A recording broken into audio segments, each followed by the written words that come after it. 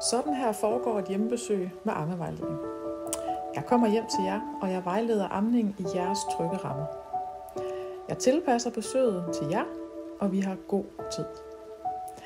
Jeg hjælper med at gøre amningen smertefri og tryg for både mor og barn.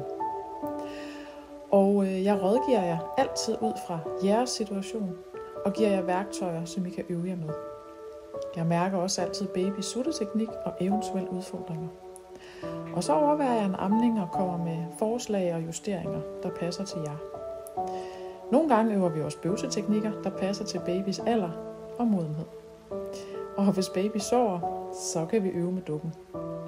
Og husk, at din partner også kan være en aktiv del af amningen. Der er nemlig ingen babyer, der er ens, og det er ammeforløb heller ikke. Men alle fortjener en god ammeoplevelse.